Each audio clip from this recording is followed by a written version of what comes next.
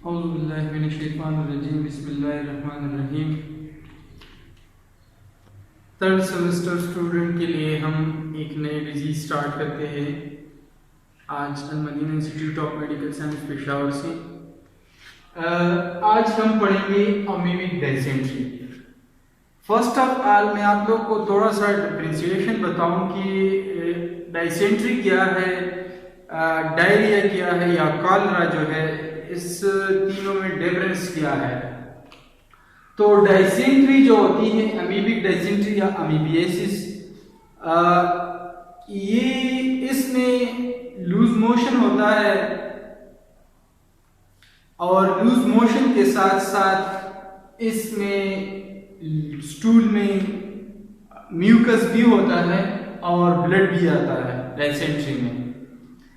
अब जो डायरिया है, तो डायरिया में फ्रीक्वेंट लूज मोशन होता है, almost 3 time to 5 time per day इस तरह होता है।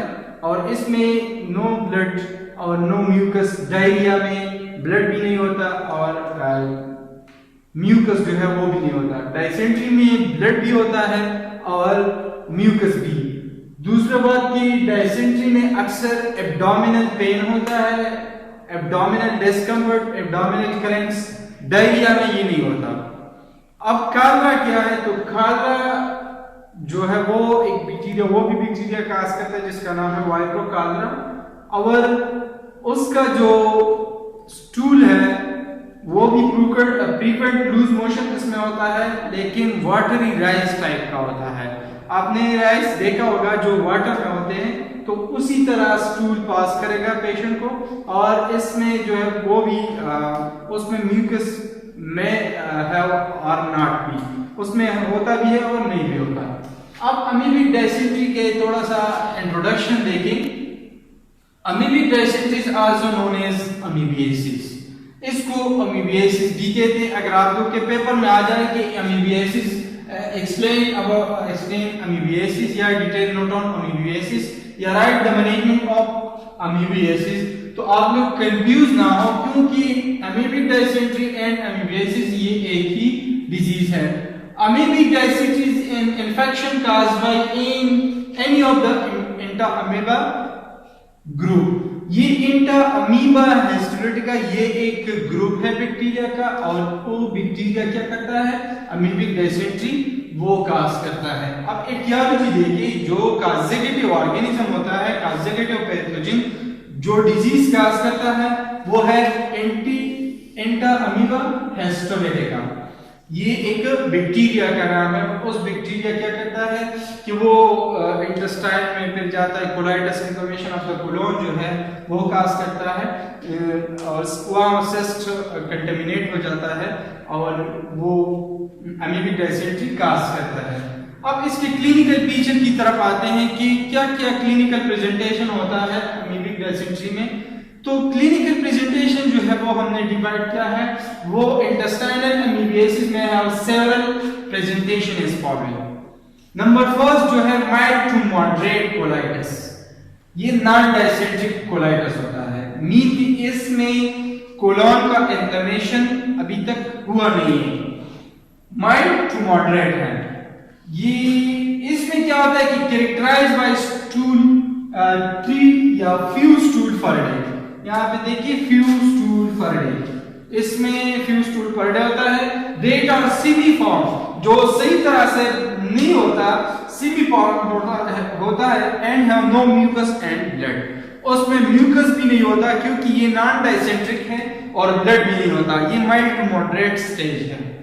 इसमें क्या क्या होता है कि एक स्टूल जो है वो फ्यू स्टूल पर डे होता है, लेकिन ये नॉन डायसेंट्रिक होता है, नॉन कोलाइटस होता है, तो इसमें म्यूकस भी नहीं आता और ब्लड भी नहीं आता।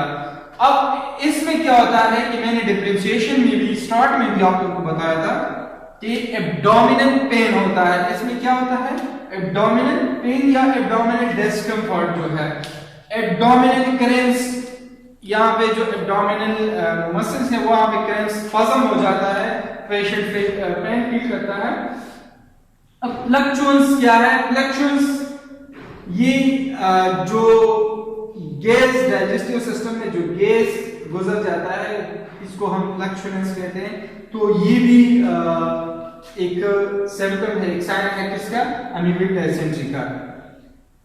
फटीग का मतलब है फीलिंग अनवेल, पेशेंट जो है वो फीलिंग अनवेल वो फील करता है। वेट लॉस, पेशेंट का जो वेट है वो लॉस होता है। अक्सर इसमें फीवर इज अनकॉमन, इसमें फीवर कॉमन नहीं होता। इसके साथ साथ एनोरेक्सिया भी होता है। Anorexia mean loss of appetite, patient को भूख नहीं लगता। इसके साथ साथ देखिए ये तो माइल्ड टू मॉडरेट कोलाइटिस या नॉन डायसेंट्रिक कोलाइटिस। अब जो सिवियर कोलाइटिस है ये देखिए यहाँ पे मैं वो लिख देता हूं, सिवियर कोलाइटिस।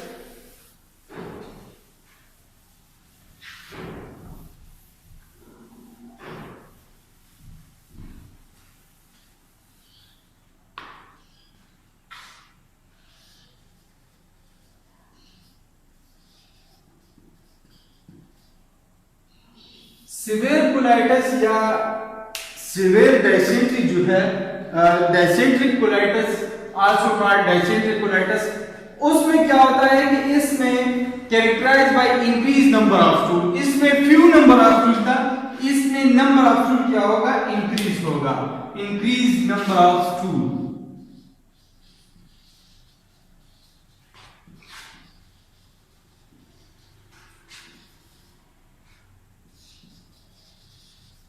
इसमें फ्यू स्टूल था पर डे, इसमें क्या होगा, इंक्रीज नंबर। यहां पे सिमी फॉर्म था, यहां पे वो सिमी फॉर्म कन्वर्ट होगा into liquid. Simi form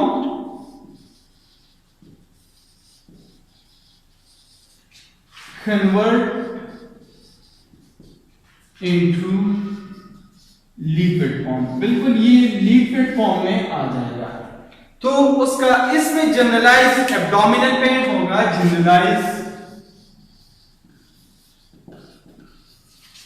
abdominal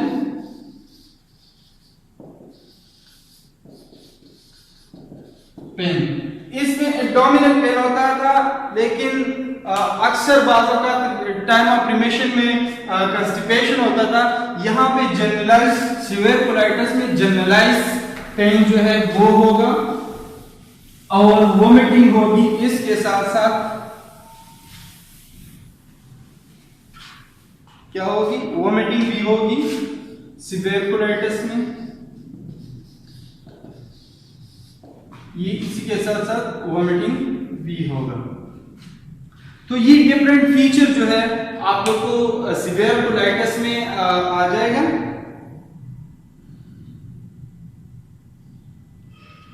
इसमें ये जो नॉन डायसेंट्रिक था उसमें फीवर जो है वो अनकॉमन था। यहाँ पे आप देख सकते हैं फीवर अनकॉमन था। यहाँ पे हाई ग्रेड फीवर होगी, क्या हाई ग्रेड फीवर।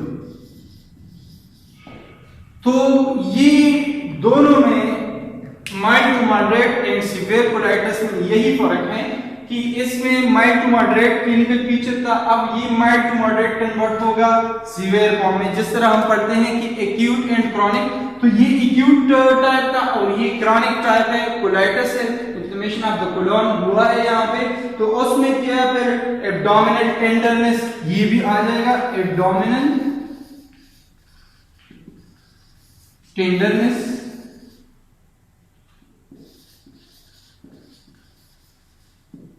यहाँ पे ये भी जनरलाइज होगा एब्डोमिनल टेंडरनेस। टेंडरनेस हम सख्त को कहते हैं, वो सख्त होगा। टेनिसनेस होगी इसमें। अब टेनिसनेस क्या है, ये भी एक साइन है। ड्यूरिंग पासिंग स्टूल, जब पेशेंट स्टूल पास करता है तो उस टाइम पेशेंट को पेन होता है, तो उसको हम टेनिसनेस वो इसको कहते हैं। यहां तक इसका क्लिनिकल फीचर है। इसके बाद थोड़ा सा उसके अल्सरेटिव कोलाइटिस के बारे में हम पढ़ेंगे, फिर इसकी इन्वेस्टिगेशन के बारे में हम पढ़ेंगे इंशाल्लाह मैनेजमेंट में, वो हम नेक्स्ट लेक्चर में पढ़ेंगे। और यहाँ तक आप लोग याद रखें। कल तक के लिए मुझे इजाजत दीजिए, अपना ख्याल रखिए। अल्लाह हाफिज, अस्सलाम।